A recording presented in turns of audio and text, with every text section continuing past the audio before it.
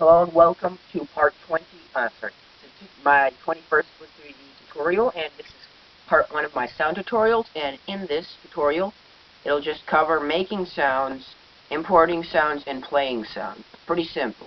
If you've ever been working in Blitz3D, you should probably already know how to do this, but don't worry, in part 2 of my sound tutorials, I will teach you how to adjust the pitch, the volume, and the pan of your music or sound.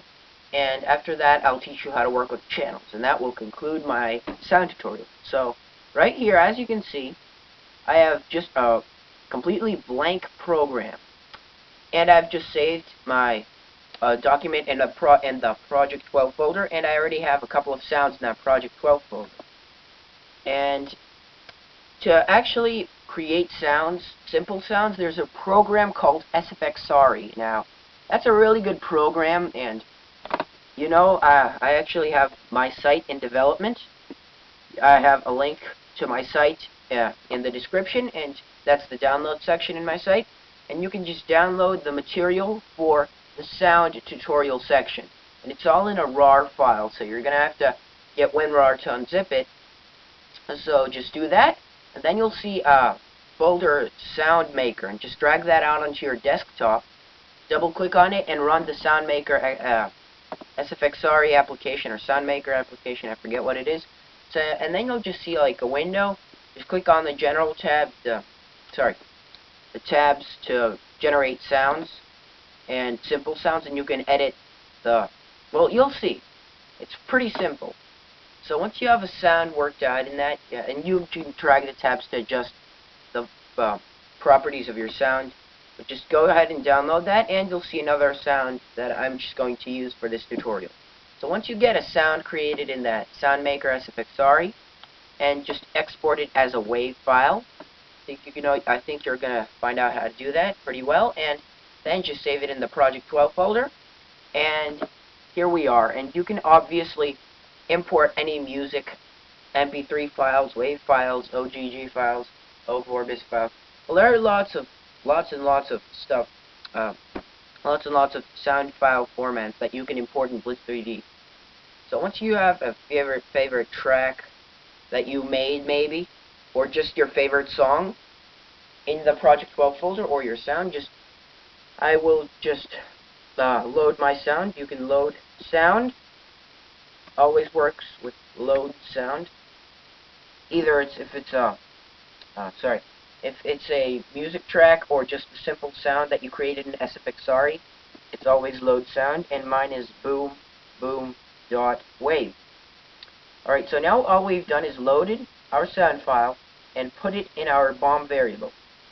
So now, let's just make it play that sound if key down 57, which is our space bar. Then let's just make it play sound, which is a simple command, play sound, BOM. And that's really simple, so it's load sound and play sound. And just another couple of tips. Usually the most common formats are WAV files and MP3 files. Now, WAV files have a better quality than MP3 files, but MP3 files have a smaller size than the WAV files. So it's basically a trade-off between quality and sound. Now, if you have an MP3 file, don't save it. If you have a long background music, don't save it as a WAV file. Save it as an MP3. And instead of putting play sound for your background music, put play music. And play music just tells Blitz3D that we need to decode it as a long music track. It's our background music, so it tells us that it needs less quality, but it's a smaller size, so that can really keep down bugs in your game without freezing. That's just a tip.